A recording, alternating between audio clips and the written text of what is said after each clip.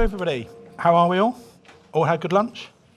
Fantastic. All had a good morning session? Learnt lots? Excellent. We're here today to talk about breaking silos and transforming B2B success with Akeneo.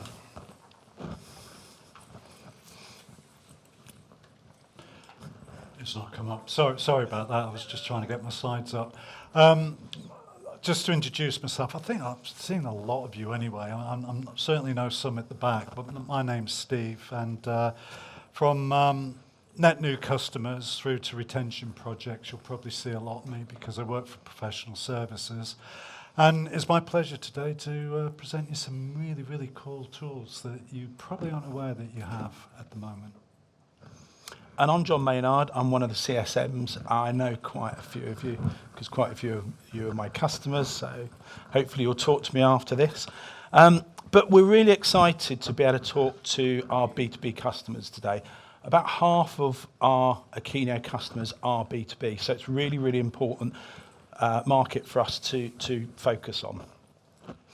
So what we want to talk to you about today is we know that B2B is different to B2C.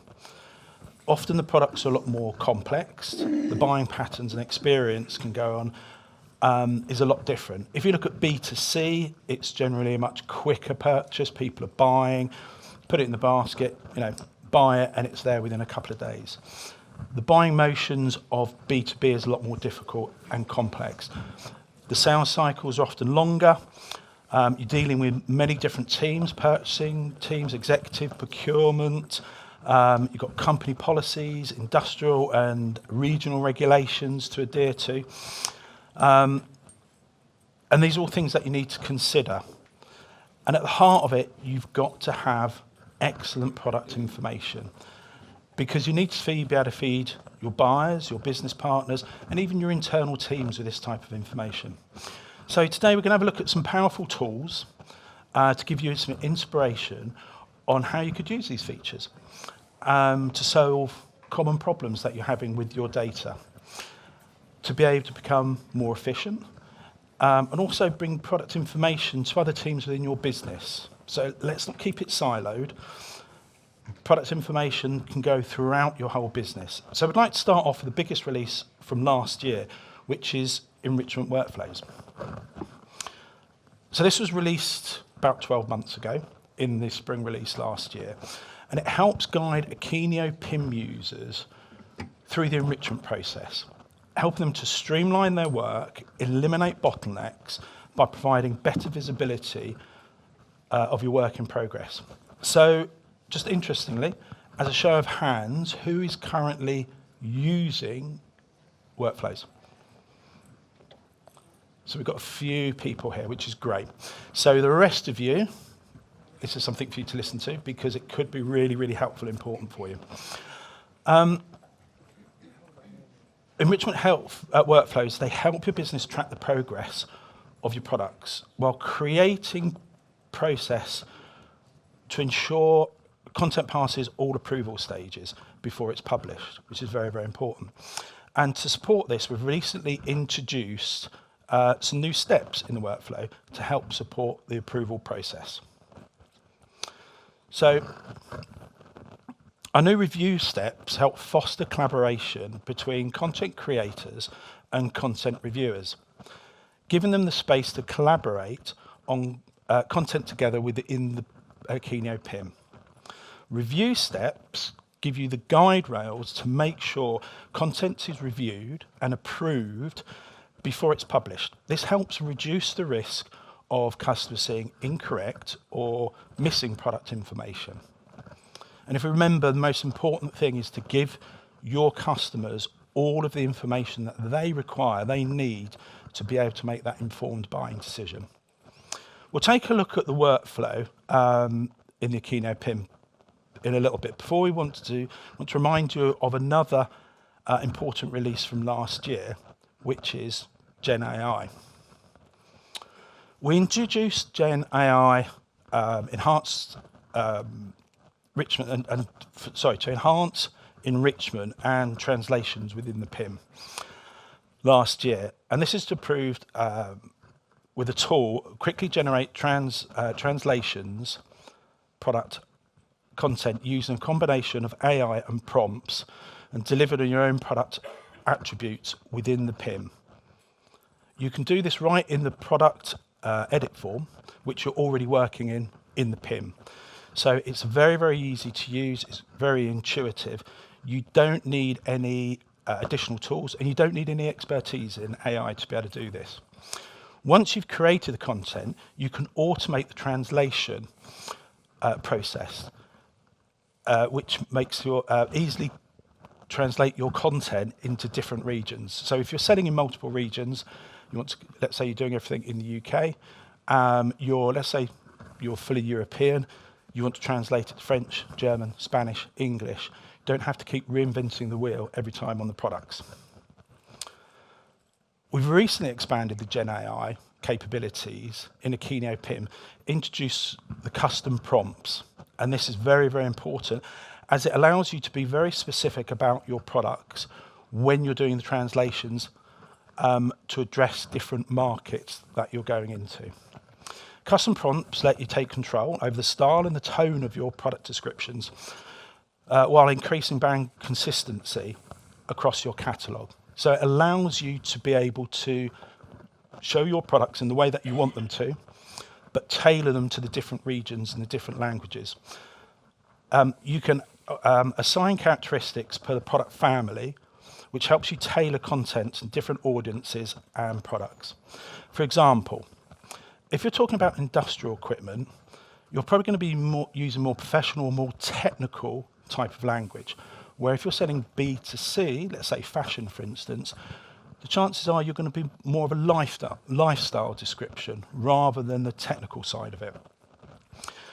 Our workflows and GenAI capabilities are useful tools to help you be more productive. So you can keep products moving through an enrichment process and work faster by leveraging AI to augment the work of your team. What you may not know is that you can combine these features to bring GenAI into your workflows and create an even more powerful workflow. AI isn't just for creating or translating. You can validate data, you can help increase consistency of your data, and we're going to walk you through an example of how you can do this. I bet you didn't think I was going to do anything, did you? I mean, it's poor old John's got a lot to get through. Yeah, so if everybody can think back to what John's just said, we mentioned a couple of things. We had a show of hands of who's using workflow. Is there anybody using AI at the moment with attributes for translation, generative AI? Are you using it workflow? Because I don't know if you put your hand up before, so that's probably a no. So if you think about all of the content, and as John alluded to, you know, that content needs to go through a number of checks and balances. That might be a manual process at the moment. It might be exports off to another department. So I was playing around, as I do with demos, because that's what I do. And I just kind of bring AI into the mix to do that maybe slight data cleansing, that normalization of content, which comes further down the line. But more specifically, wouldn't it be great if you came in and you had a list? Akeneo's told you, well, that doesn't marry up. You've got all of this information, but your description says that. So what I did is I just created a very simple attribute. And you can see here that I've just called it AI validation check. And the system's actually, and I'll show you how I've done this, you know, it's very quick. But it's looking at these products, and it's actually warning me. It's saying the size, type, and size fields are empty. Could lead to confusion for customers. Now, bearing in mind, the outputs you get here are very specific to the prompt management you do. And if you'll see, mine's very lean, but I could really, really filter this down. So effectively, if I go into settings and I look at my attributes, and thank God it begins with A, go into generative AI, Again, this is very lean because of the data set, but this could be every attribute that you throw in there for this field. Sorry if you're, and you can see here, I'm defining these instructions, okay? I'm just saying you're given a number of attributes, and like I say, that I've only got a few in this demo system, but it could be hundreds, you know, to do the whole catalog. And more importantly, I'm saying warn if there are any inconsistencies in here. And it's going to go off and do its thing. But I also want to know what's okay. So I've coupled that with a third feature here. This is all existing stuff. And I've effectively coupled it with a rule. And that rule, very, very simple, as you can see, is going to start that activation.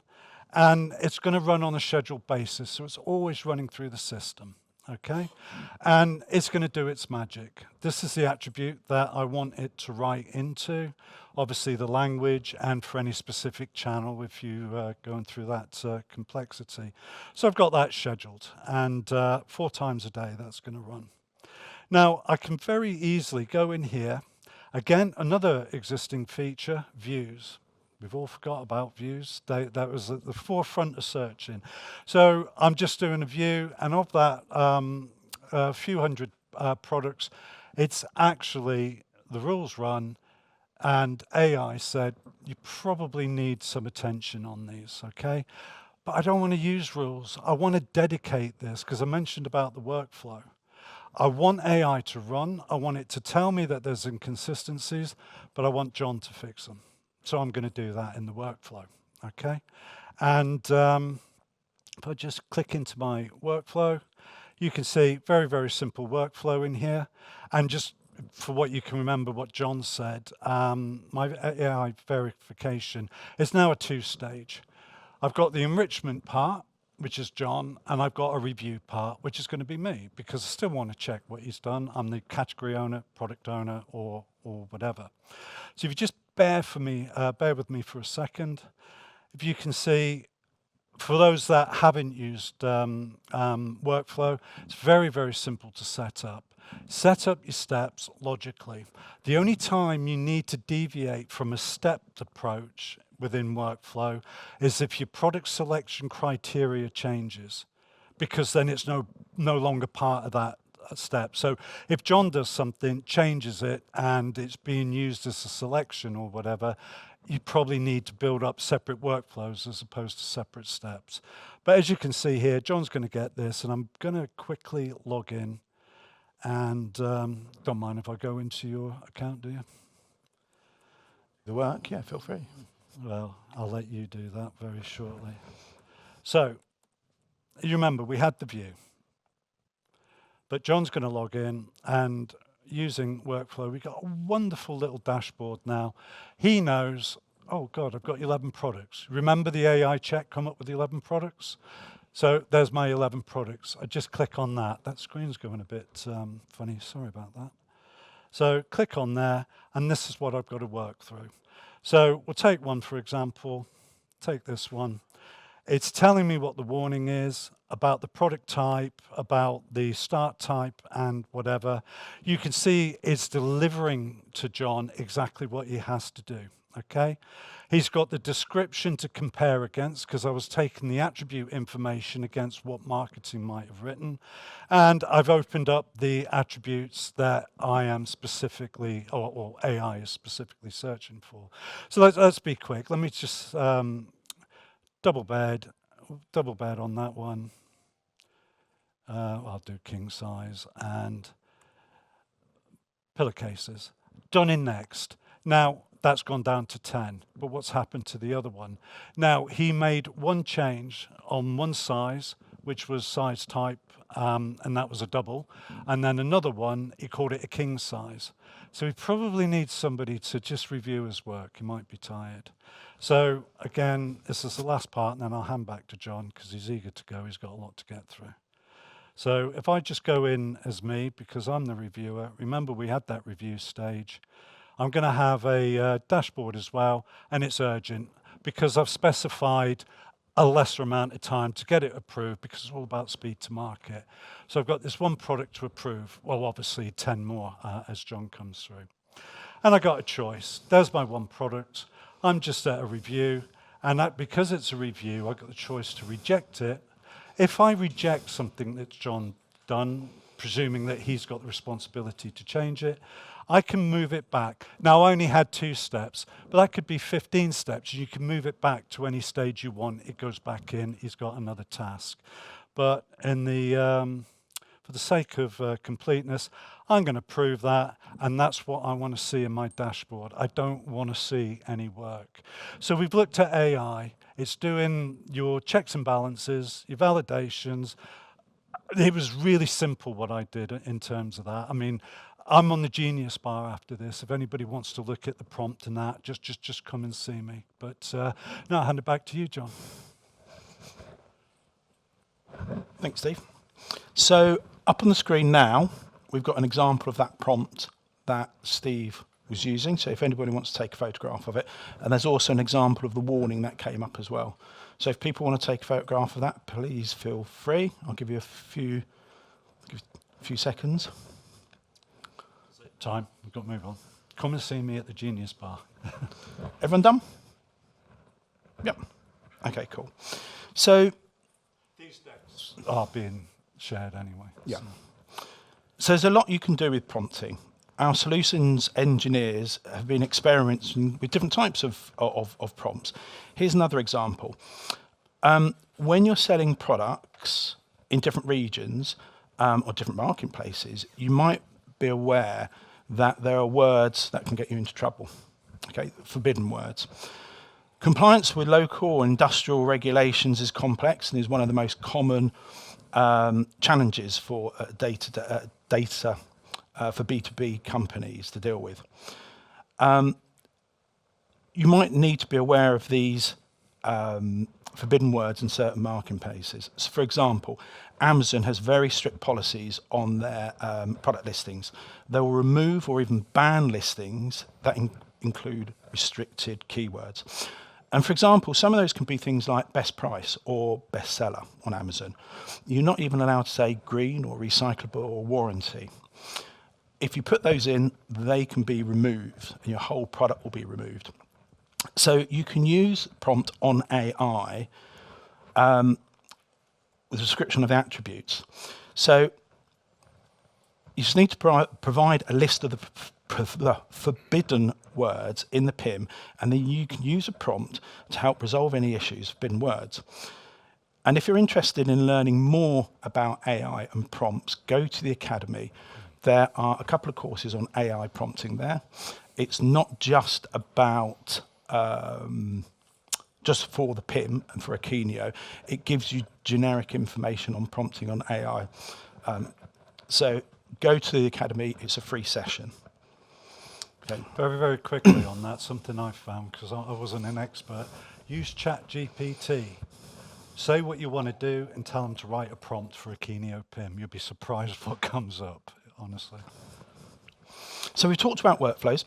We've talked about leveraging AI to automate comic creation and to help with data quality. Now I want to look at issues that a lot of B2B companies are having, and this is regulatory compliance. There is a new feature that we have called attribute dependencies. This provides a way to help you manage regulation and industry information. Last year, Akeneo conducted a B2B, global B2B survey to learn more about what is concerning B2B companies when they're dealing with product data and product information, or undergoing digital transformation and trying to meet the expectation of today's B2B buyers. So the findings from the research reinforced that regulatory compliance is a universal challenge. 44% of those who participated said that regulatory compliance is one of the top product information challenges for B2B companies and for their organisation. So this is not surprising. Staying compliant with regional regulations and industrial standards, which change from time to time, is an ongoing and a complex challenge as laws change, especially if you're expanding into new regions. One way we can help you manage this information is through attribute dependencies.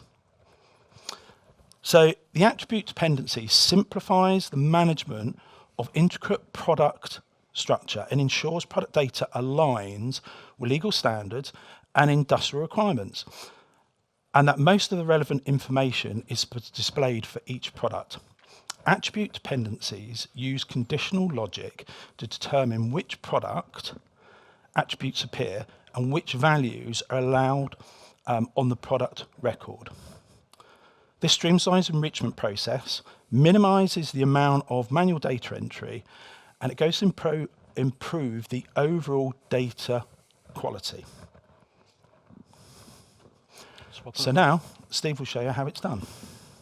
Yeah, so I've left it at this page, so I get the fun bit. Now, pulling on what John said, I'm not going to go into any detail about all of the regulations you may have to provide about any region you are. I'm just going to do something very, very simple, because I think there's a lot of power in simplicity, but draw on it. So I'm going to set up a scenario. Let's get a product going first. That would make it better. So if we go back to my products, we talked about DPP, digital passports, product passports. Now, with products like this, you might be selling them in various regions. It could be France, it could be UK, it could be Germany, it could be America. Coincidentally, the same as all our on-knock sessions for Akeneo. But now, each region may have, for the user, different regulations, different attributes that they need to fill in specifically for UK, specifically for France. And those attributes could be things like an EAN number. It could be about recyclable information or whatever. Now, you imagine the list of regulatory compliance information you need for each product. It kind of dilutes that product, okay? Now, if I go to my DPP area, I do have an attribute group, and I need to populate information, but there's nothing there. So what I did is created a attribute dependency. Is anybody using attribute dependencies at the moment? It's a really, really, really good feature. You are? Fantastic. I thought you might be. I thought you might be, given the products. Now, I'm just going to, sorry, again, just go into the settings, look at my dependencies. And you can see I've set up a few, but let's look at France. Basically, all I'm saying is, find me some products. This is my product selection. I've just made it very simple. I'm saying everything in that family, but it can be conditional on attribute values and categories or whatever. But I got a triggering attribute, and this is another attribute I've created called location. And if the value's France, I've got some dependencies. And as I scroll through here, a lot of attributes we didn't see against the product are now, because if I put France against that product, are now going to be available for the user to fill in. So you can push it through, use workflows to give it to someone to populate. There's a good link, okay? So let's look at that dependency. I'll just take the first one, and I'm going to go into my ERP section.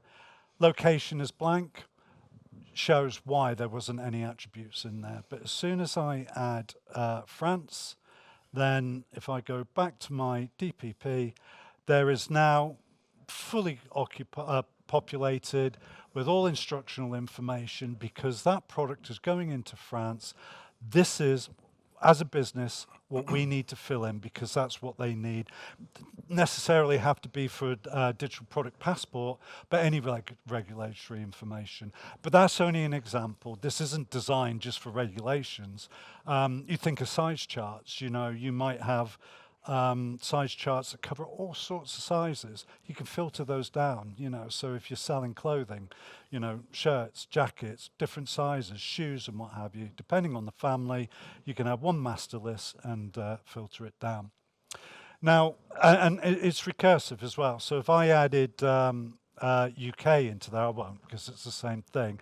Any UK-specific ones would also be added to that, so adding that filter. But if you look on our App Store as well, there is we do have an app. It's by Ocode for DPP. Very simple to use, but it really, really pushes the approach to enforcing this information. So like I say, very, very simple example.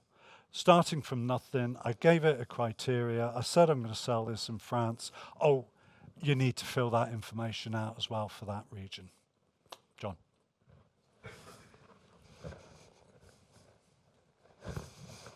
So breaking down silos. So hopefully you found some inspiration in what the features that we've just been talking about.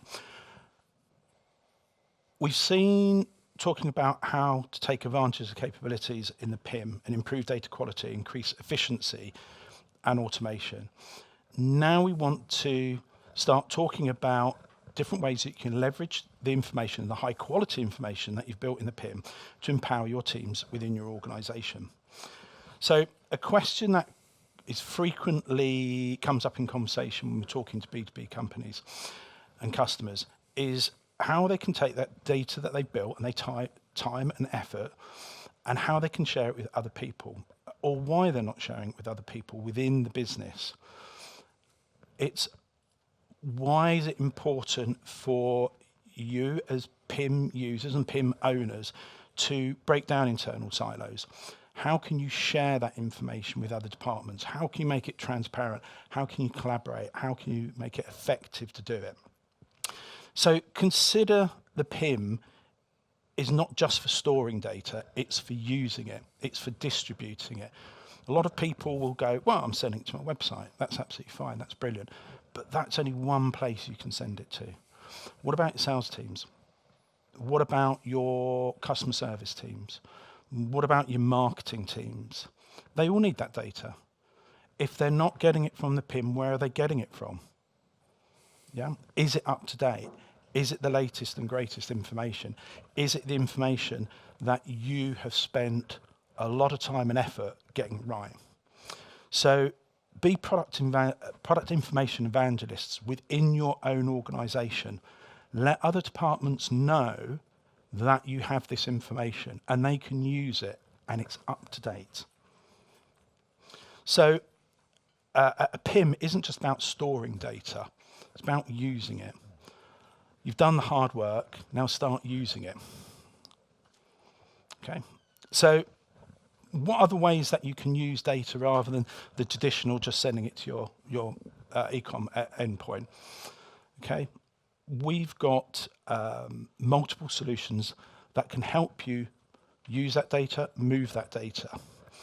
So if you look at the App Store, there's over 200 apps within the App Store, and they're apps and they're also connectors, which help with the delivery of product information where it's needed. So where can you be sending it to? Business systems such as your CRM system to help your sales team. Also product portals that give you your information to customers, partners, and also your internal teams as well. Okay, we support the generation of data sheets. So I know a lot of people have problems with data sheets, getting the latest information, or is it V1, is it V2, is it V3, which one am I sending out to which customer? Different departments have different versions. For a lot of people, it's a very onerous task. There are ways of doing it through the PIM that make it very, very quick and easy. I've got a customer that used to take weeks to make a data sheet. Now they can do 1,000 in a couple of hours. And they're all up to date, and it's all taking information from the PIM. Another example of how we're helping our customers to leverage the product information that they've got in the PIM is things like the Salesforce platform app. Now it pushes information from your Akeneo PIM to Salesforce Cloud. Enables teams who are already invested and already using Salesforce on a daily basis to be able to use the product data that you've put together and that you've built. And it includes things like CPQ, enables more products to be configured within the Salesforce cloud. Yeah, and No demo this time, just talking about a screenshot. But I was really impressed with this because, as John said, it's not just about now storing data, it's the distribution of that data. Now, you can imagine if you're a salesperson, you're a customer support person, you've got the Sales Cloud and the Marketing Cloud here coming for Salesforce. You've got all of that rich product information now available when you're talking with customers. You can answer with confidence those questions. And again, if there's any more information about these, just come to the Genius Bar. We'll talk. But it's all in there. But these are only one examples of using apps that we have to distribute that data, and it's just supporting that whole goal of transparency, efficiency, and correctness. So last thing I want to share with you guys, I promise it's the last thing, is share catalogs. So share catalogs is an add-on to the Akeneo PIM. Gives the ability to show and share the product information that you've got with people, different departments within your organisation, or people outside of your organisation. So that could be buyers, it could be retailers, it could be distributors. So it's a secure, easy to use product that helps strengthen and grow your business relationships with your business partners by giving them the correct information when they need it. It allows them, your business partners, to be able to use a secure portal, to be able to log on anytime they want, to access the information that you have given them access to.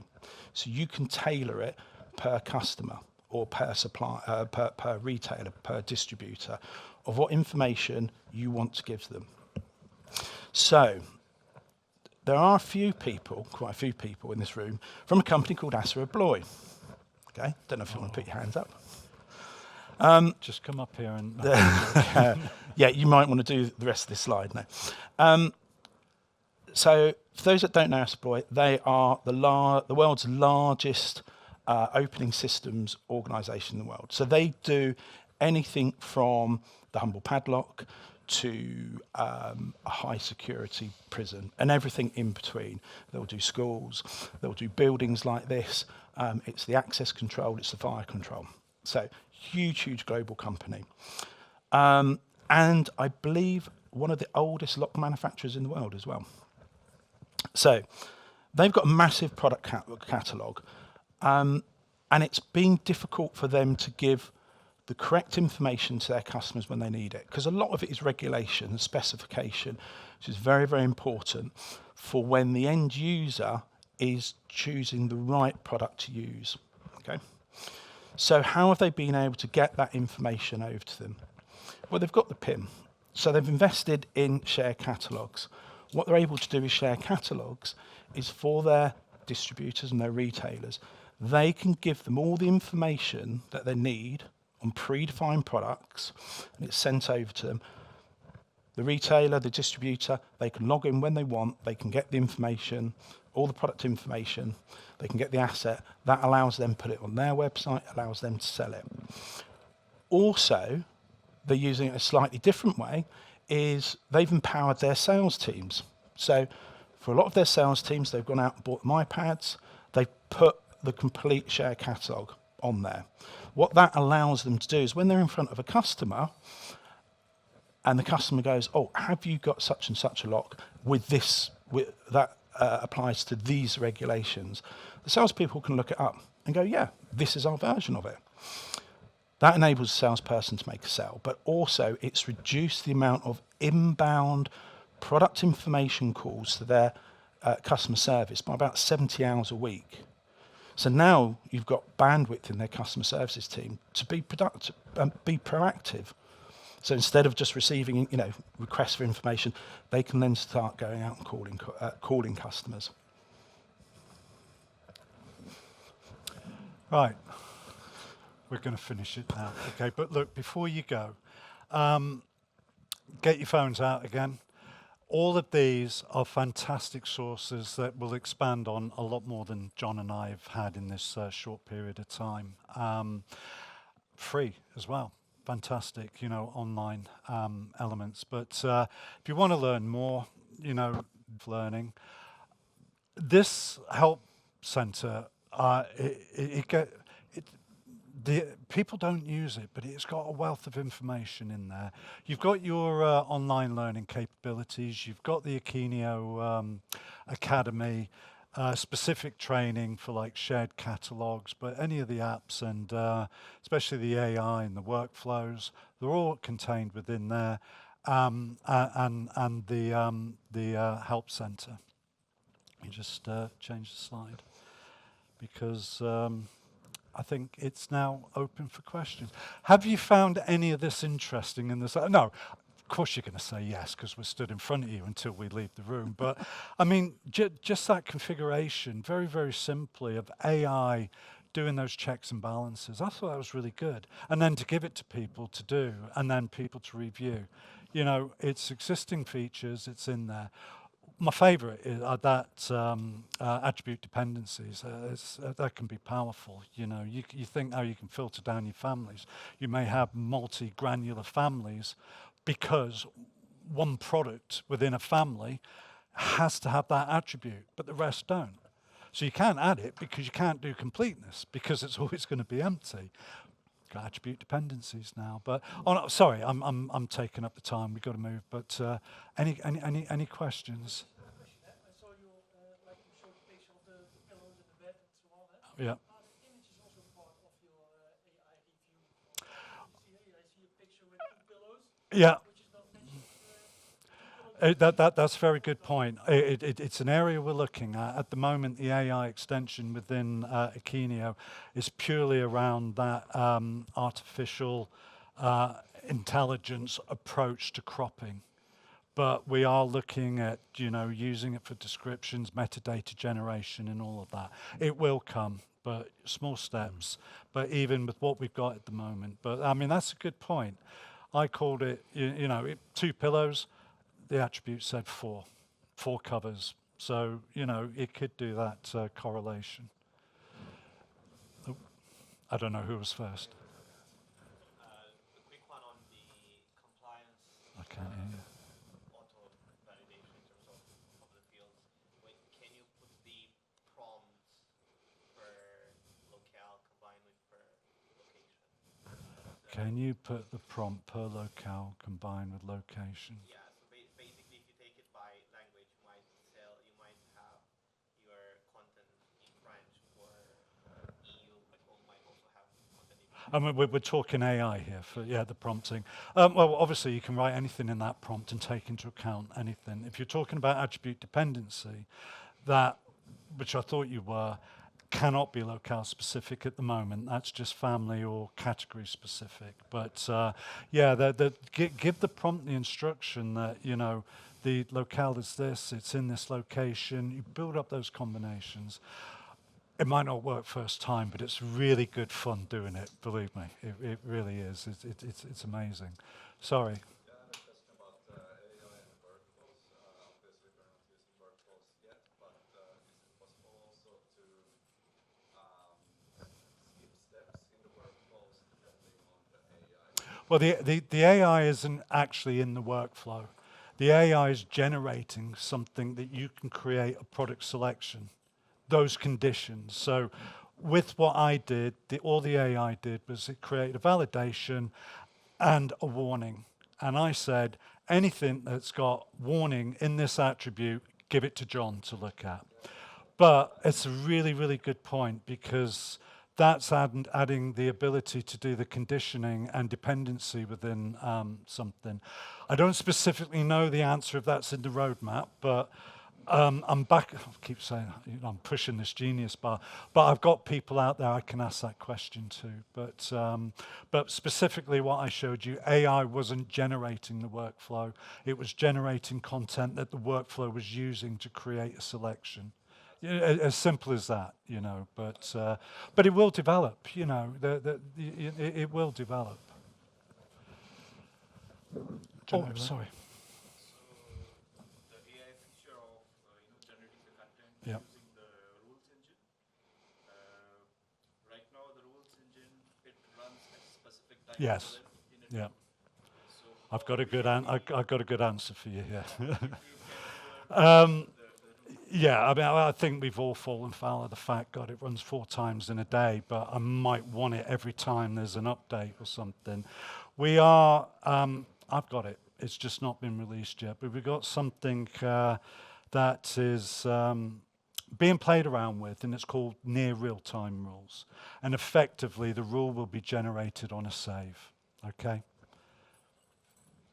And I'm sorry, guys, do we have to go? Because Yeah, I think we've been told to wrap up. from I'm the sorry, back I there. did see you put your hand up, but come and see me if you got questions. It's just we got other people coming in, and they get a bit jealous when they see how popular me and John are. So So basically, if anybody's got any questions, just go and ask him. yeah, yeah. Have I told you about it? It's just as you're going in the main hall on the right, big pink board. You'll see me there. All right. Look, guys, great talking to you. All right. So I wasn't making you clap then. I'm clapping myself. But yeah, any questions, come and see me. Okay. Don't ask me tonight at the party.